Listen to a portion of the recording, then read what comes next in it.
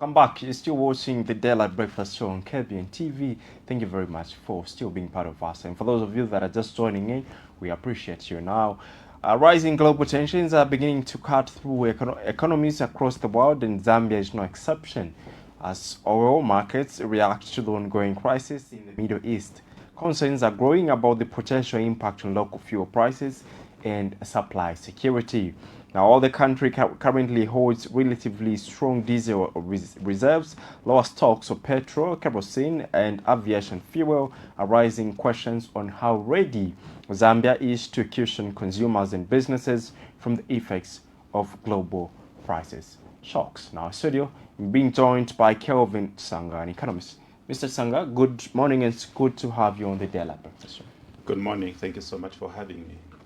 Well, we'll get straight into it. I'd love to find out how these international developments affect Zambia on using general terms.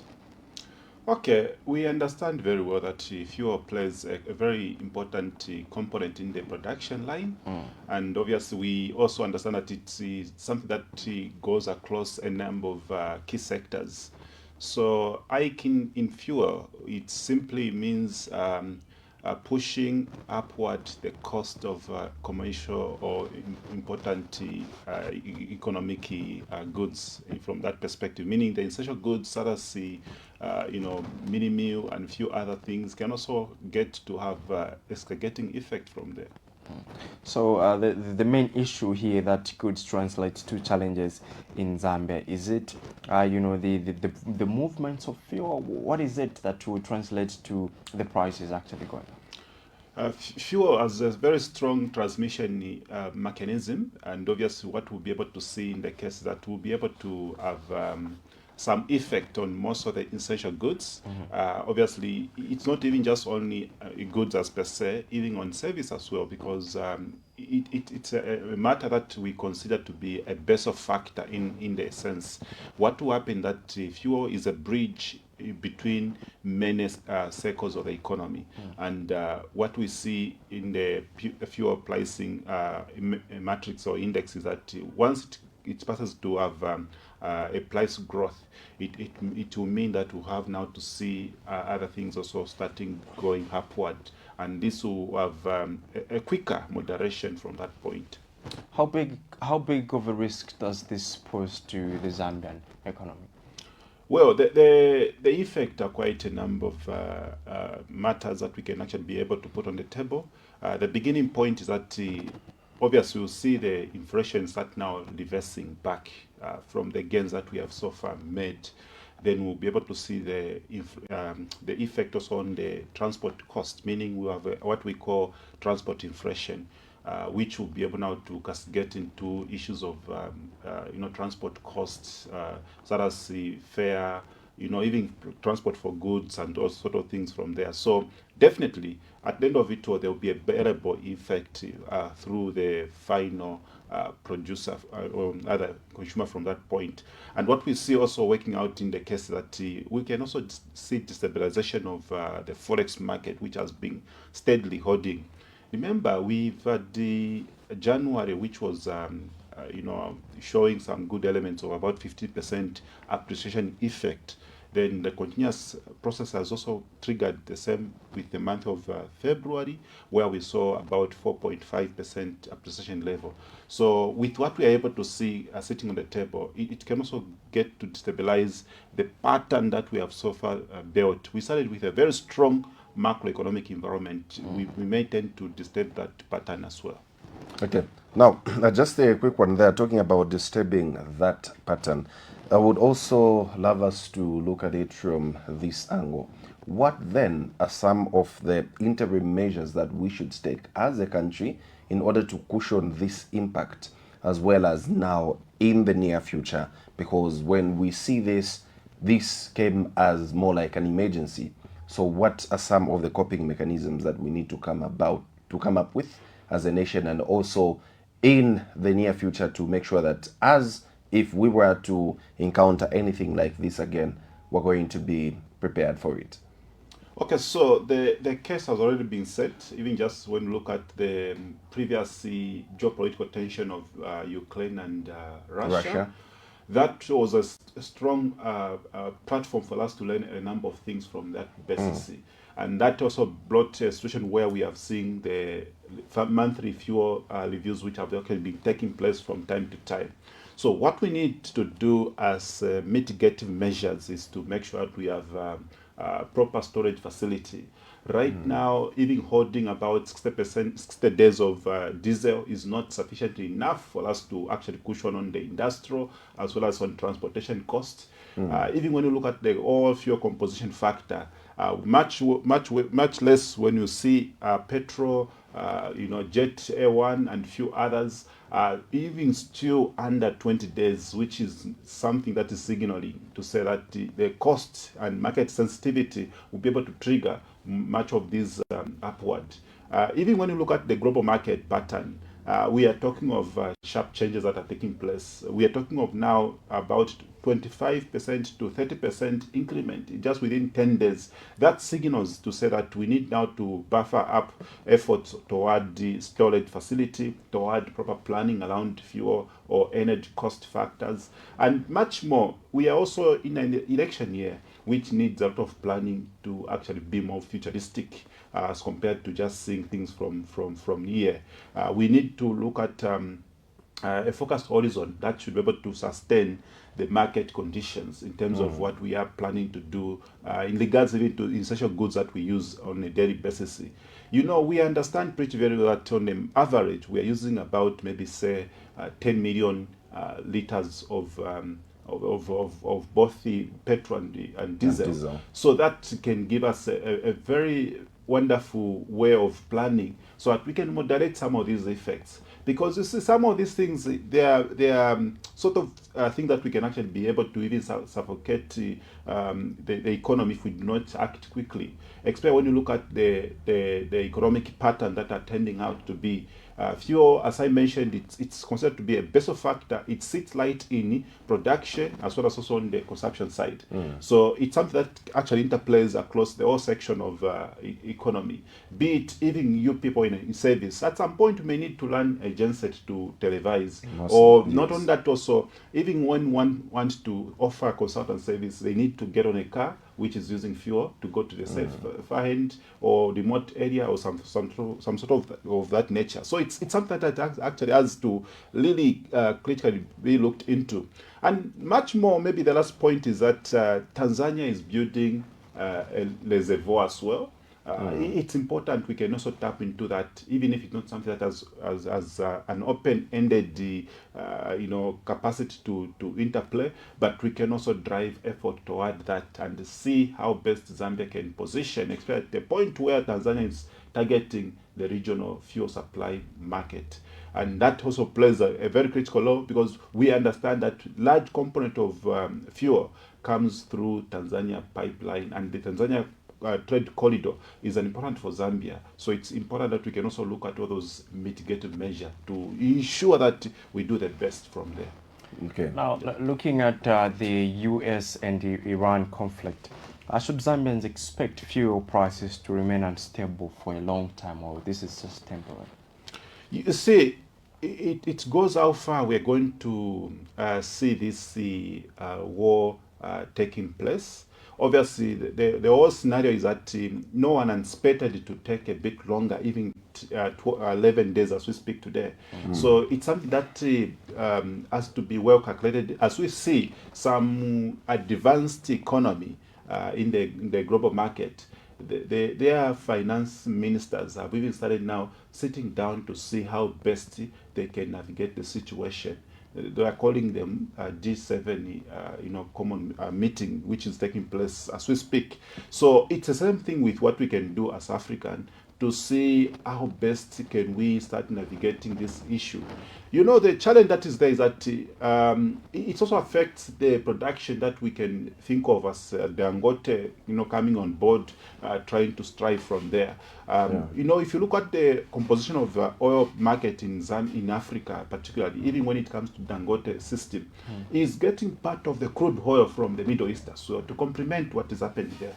So it's just going to destabilize the whole entire fuel supply chain in the global market. So what we should be able to see, maybe working out here, is that we just need to also look at the alternative source of fuel. We can still now look at Angola, we can look at Namibia, we can look at Mozambique. All these are, fuel, areas that we can also be able to see as an alternative, source from that perspective. But it also requires a long-term measure, living now, working out police action, which can actually gravitate quicker efforts toward such markets. What then should we learn? You had earlier made mention of the first preempt to be with the Russia-Ukraine war, where we saw that was supposed to be a wake-up call. Now again we have the US-Israel-Iran conflict. What then, as a country, should we take out of these happenings in relation to making sure that we get to be stable? Okay, the component here is that we just need to look at how we can upscale storage facilities, ensuring that also we plan futuristically around fuel supply, chain. Especially at a point when we have learned now, it's like once bitten, twice shy. So it's in this circumstance that we should be able to build our planning model, our risk management factors, and ensure that we do the best going forward. Because you see, Zambia has been recording very positive development in terms of macroeconomic results, and also that would have transmitted very quickly into micro or macro micro prosperity in terms of trying to touch the community out there. But because of now this and seemingly external shock which has now hit Zambia in the case, we'll be able to make some of the reversals that we have so far made in gains. Meaning, what we should be able to see is that we should make sure that going forward in future, fuel should be put light on the chest of planning, ensuring that we do the best around energy factors. Because you see, if we are being facing the electricity being a subsector, the energy sector, and then we are now going to face more on fuel, it means now we are having a twin challenge as a country. So we need now to see how best we can navigate this situation. And again, the issues that energy in the long period of time, starting from 2014 up to now, has been having some spikes around inflation, meaning the biggest component of inflation that Zambia experiences, it's also through energy. So we need to see how best we can navigate a sense of security of supply around energy commodities, especially when it comes to fuel as being a very important commodity in the case, because it works on transportation, it works on production, it works on even on consumption. It also works on generating even electricity, because we are using diesel to some of the power stations to generate electricity. So that also brings another aspect as well. So again, we can also look at a broader perspective to say, I think it's high time Zambia needs to go in high gear of proper planning, so that even when you look at the proper future prospects of growth, we should be able to ensure that fuel has a special reserve capacity. And again, we need also to maybe copy the concept and model, a policy model that Ghana is using, where they've got a stabilization and recovery fund. We have the same thing, but it's moving a bit slow compared to what Ghana has done so far. We need to make sure that we save our reserves from erosion. Right now, as we speak, the biggest effect that will happen now is that we start touching on the reserves. Already the reserves has been built to about 5.7 months of import cover. That will be stabilized as we think from there. Now, speaking of proper planning, are there any immediate steps that you think government can take to calm the market, and not just that, but to also assure the citizens to say the situation is under control? You see, the communication that even embarked with the Minister of Energy is one element which assures the market, gives that stability sense. And again, the issue of government getting to be involved in a short term, even if they seem to not go direct into fuel procurement system. There is a need for government maybe to look at how best can form a strong collaborative tie with the private sector, ensuring that the market stability is attainable from that point. So what needs to be done in the case that there must be a way government should make even policy relief on some of the imports. For example, relief on some of the items that are basically consumed at higher level. Especially when you look at diesel. Diesel composed of a huge factor in the economy. And it's one thing that actually interplays at larger scale within the petrochemical substances, meaning we need to find some favorable policy treatment which can land in a short term so that we have a more relief other than what we should be able to see in terms of hiking, because the hike that has taken place of about 25 to 30% just within 10 days will have a very strong telling effect in the market, and that will not be able to sit in very well with the what we are trying to do, building up the social welfare and many other aspects, even including the commodity that we should be able to see. I think it's important that we need to look at how best can we create a multi-sectorial approach around the kind of situation that we are facing today.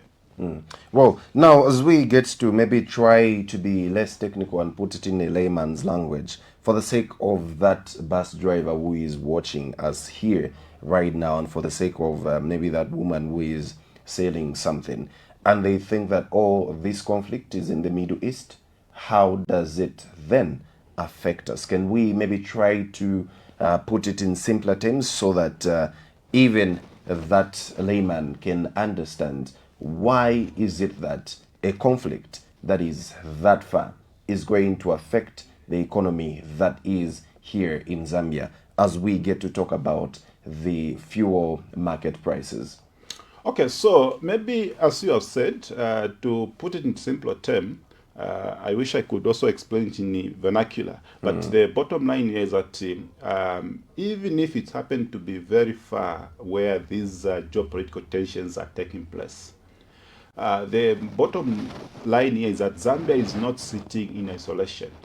It's not an island in terms of economic activities. We are quite okay, an importer of fuel, but again also we also do other stuffs that basically go through within the global market. Maybe typically coming back to the issue of our copper get to be transported through Middle East, getting to China and a few other markets. So that ripple effect which is taking place where ships are not moving to transport our commodity, and much more even commodity with fuel, which we're directly talking about. Meaning what we are seeing is a situation where the market will not be able to supply smoothly in terms of fuel supply out there. So that delay which will take place is what is now going to cost all of us. Okay. Meaning the thing that we basically access almost on a daily basis will not be able to be there in abundance. Meaning there will be people that will be rushing for those items when they are accessible. So that delay which is taking place is what is now costing us to pay a bit more. And much to this also, the production line, which is supposed to be running continuously, throwing that trade pattern, it's not going to happen, because some people that are involved in making the process of refinery for that crude oil or any sort of oil product, it will not be able to happen because people are fighting, and meaning the factories, the shipping, and all these basically not working at that level. So meaning what to be able to see is that there will be delays, there will be shortages, there will be demand. So all these are now being put in place. Even much more now when you go a bit further, the situation will create higher premium in terms of insurance costs. Meaning all these factors, the insurance, logistic, and few others will compose to have that price growth. meaning we have now to pay a bit more for us to actually have the smooth of this product reaching to our area. And that is what is happening in this case. And that is what is going to take place. So even when you look at the formulation of fuel price structure, it will have a number of key composition factors that will be able to interplay. Even when you go maybe to Dangote to buy, or wherever you want to buy from, it comes out to be the same. Fuel not going to maintain the price which has actually been a benchmark for some time. It will get to have that growth in percentage. All right. Now, first it was the Russia-Ukraine war, and now we're talking about the U.S.-Iran war. And there have been, talks about improving storage infrastructure to keep more fuel in the country at any given time. As an expert, do you think that's the solution that Zambia currently needs? Well, I should be able to say that the situation that is there requires a foresight in terms of trying to look at the best alternative option. And this is more we talk of even just the economic model. It speaks of trying to look at the availability in terms of options, in terms of alternative sources. So this is what we're trying to see, to say, look, in as much as we see this situation to be so tense, obviously Zambia has got a lot of options to work out. Again, the options are also quite limited because, as I mentioned, we sit in an economy globally which requires that you need to depend on each other. We cannot have fuel in this country mined within shortest period of time, even if we seem to have oil blocks somewhere across the country. But it requires a number of involvement in terms of financial capacity, in terms of technicalities and technology, all sort of things from that perspective has to actually work out. But in the case where we are sitting, I think it's important to say that options in terms of policy solutions can be there, which I feel the current government also will try to exercise here and there to see how best from non-tariff sort of situation will be able to mitigate some of these things. And also we look at it from the technical aspect where it has to be taken to say, look, can we also start doing blending of biofuel so that it can become an option to the market? And that I understand that also is something that is undertaking place from there. So what I should be able to put across here is that solutions are there, but we just also need to see how best we can work with our little resources that we have. Zambia has got limited resources when it comes to government public resource. It's also important to see that the players out there who are now given the mandate to interplay into the fuel supply chain should also be able to make investable returns, meaning they cannot just go out there to make fulfillment for Zambians consumer and then they don't get anything in return. So it's important, there must be a dimension that should be able to look in all areas which should be able to be more beneficial as well. Now, even as we conclude this conversation, some experts get to argue to say, regional cooperation can help countries manage fuel supply challenges. As Southern Africa, do you think there is need, or this partnership, if put in place, can help each and every country that is in Southern Africa to survive whenever there is such crisis like we're experiencing right now? You see, we have reached a point where regional integration is the way to go. It's a sure way that we should be able to pull ourselves out of certain perceived economic quagmire. Because what I mean by saying this is that the global market has been turning. After, maybe I should reflect a bit back. After the last World War that we had, obviously many of the economic agents in the global market started now going toward globalization, which we have actually promoted to this level. And now just some few months or few years ago, we started now seeing where some superpower like US saying we want to promote America, we want to put America first. that tells you to say that it's high time we start recognizing whom we should be able to play in the global market. And this now comes back to what we saw in terms of trade war. We have seen now even the combination of geopolitical tensions. So this tells you to say that we need now to gravitate energies toward the African Continental Free Trade Area, SADC, COMESA, ECOWAS, Eastern African Community Cooperation. So this basically brings that aspect of now work with somebody who's your neighbor, and it even calls to work closely with the neighbors so that we can sort out some problems. I started with an aspect of Tanzania building a storage facility which is costing about 274 million US dollars. That can be an opportunity for Zambia also to tap into that facility, so that we get also assured of our reserves, just like at the port of Dar es Salaam.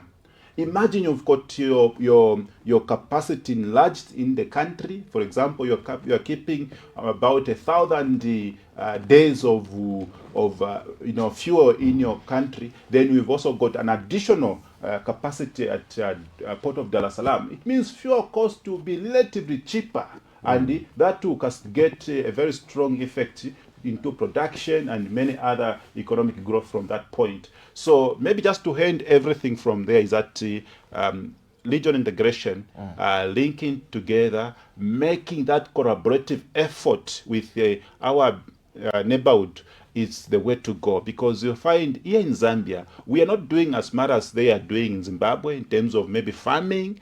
Some of the products we can get from Zimbabwe and integrate into Zambia's manufacturing system. It's similarly, our maize is purely non-genetically modified. We can also offload them in South Africa, where they are also high on non-genetically modified capacity, meaning we are able to integrate a number of things. Just like maybe a good example here, just some few days ago, Zambia was launching Kazungula Bridge, meaning we have a pathway direct to Zimbabwe to Botswana corridor in terms of trying to feed them our maize. They have got the beef there, they have got everything, so we can exchange as well. We can feed their animal using our agricultural products that we basically produce. So regional integration going forward is the best way and the sure way of making it up to facilitate our economic value. Well, that was Kelvin Chisanga, an economist. Mr. Kelvin, thank you very much for coming. We appreciate your presence. My pleasure. Thank you. We take a very short break, and when we return, we continue with the phone calls. Do stay tuned.